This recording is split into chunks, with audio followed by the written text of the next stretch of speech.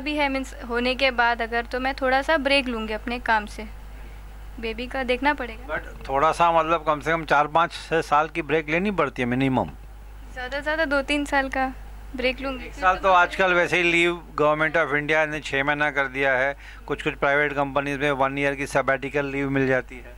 तो you know what is sabbatical leave, मतलब leave without pay, आप बैठ सकते हो। कंपनी में मैं रहूँगी, सिर्फ मेरे को उसके पैसे नहीं आएंगे। हाँ सैलरी नहीं मिलेगी। हाँ। तो और मदर लॉ रहेगी ना, मदर इन लॉ फिर कब काम आएगी? उसके बाद मदर इन लॉ संभालेंगे बच्चे, उनको भी तो पोता पोता चाहिए होता है ना, पोता लाओ पोता लाओ। अब तो दे देंगे। लो पोता आ गया, संभालो। संभालो, 2-3 साल मैं संभालूंगी जब सारा तक दिन पोता पोता करती रहती थी, या पोता या पोती। हाँ जो भी हो। लेकिन अभी भी पोता पोता सब दिमाग में घूम रहा है, पोतियाँ नहीं घूम रही हैं। नहीं मतलब ज़्यादा जमान पे भी होता है ना, मदर इन लॉज को पोता ही चाहिए होता है। अब भगवान जो देंगे वो संभालेंगी वो। अगर सबको पोता चाहिए तो पोतियाँ कम हो जाएंगी फिर। हाँ वो भी है, मुझे तो कोई दिक्कत नहीं, जो भी हो उनको तो संभालना ही पड़ेगा कुछ भी हो। हाँ तो मैं लीव लूँगी, फिर उसके बाद अपना संभालूँगी। और कभी कभी ऐसा भी होता है अगर फैमिली से अच्छी है तो हम खुद ही सोचते हैं कि हम हाउसवाइफ बने, अपनी मर्ज़ी से लोग बनते भी हैं कि फैमिली अच्छी है, मेरे को सिर्फ केयर करना है तो मैं हाउसवाइफ भी बन सकती हूँ। बट मेरा ऐसा कुछ मानना नहीं है कि मैं हाउसवाइफ ही बनूँगी, तो डिपेंड करता है बाद में। हाँ, ये पूजा ने अच्छी बात कही कि प्रायोरिटीज़ जो हैं वो सिचुएशन के हिसाब से चेंज होती रहती हैं। ज़रूरी नहीं कि आज मैं जो चीज़ बोलूँ, हो सकता है 2 साल के बाद 1 साल के बाद सिचुएशन चेंज होती है, तो priorities keep on changing as per the situation. आज मैं बोलूँगा यार ये मैं कभी मर जाऊँगा लेकिन नहीं करूँगा, लेकिन कुछ वक्त ऐसे आता है कि जो मैंने बोला कि मैं मर जाऊँगा मैं नहीं करूँगा, वो करना पड़ता है, because priorities keep changing.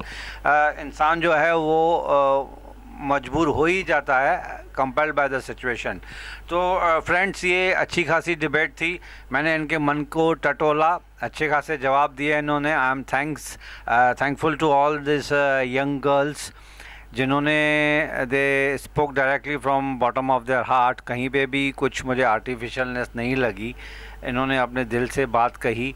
Hypothetical questions को भी इन्होंने बहुत ही अच्छी तरह से जवाब दिया। अगर कुछ कहीं आपको बुरा लगा हो तो I apologise, it was assumption and presumptions. अभी आप बहुत छोटी हैं, अभी तो आपको कैरियर बनाना है।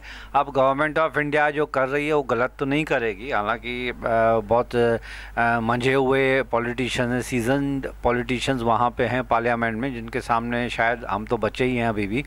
तो जो भी होगा अच्छा ही होगा, पूरी इंडिया के लिए अच्छा होगा। इंडिया काफ़ी डेवलप कर रही है, लड़कियां आगे बढ़ रही हैं, लेडीज़ आगे बढ़ रही हैं, अच्छी बात है।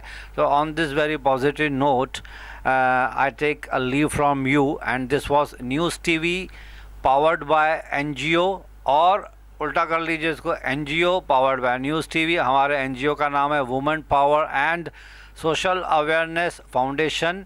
This is registered with Central Government of India, Ministry of Corporate Affairs, and on behalf of News TV and NGO, I pay my sincere thanks to all these 4 girls intellectuals कि इन्होंने मुझे इस डिबेट में साथ दिया, and I am thankful to the people who are behind the camera, that is our cameraman Mr. Shubham Gupta and another technical crew member Mr. Sundaram. So I pay my thanks to the entire team behind the camera। बहुत बड़ी team है, लेकिन फ़िलहाल सबके नाम मैं यहाँ पे नहीं ले सकता हूँ। तो thanks to all and thanks for being with us. बहुत जल्द आपसे मुलाकात होगी एक नए सब्जेक्ट के साथ। मीनवाइल जिस किसी को भी इंटरेस्ट है हमारे साथ डिबेट में पार्टिसिपेट करने के लिए, तो डिस्क्रिप्शन बॉक्स में हम अपना कॉन्टैक्ट नंबर देंगे, अपनी वेबसाइट का, अपने वेब चैनल की डिटेल एड्रेस है। You can call me and you can join us in any of our debates of your choice. I will be happy to be with you all. Thanks.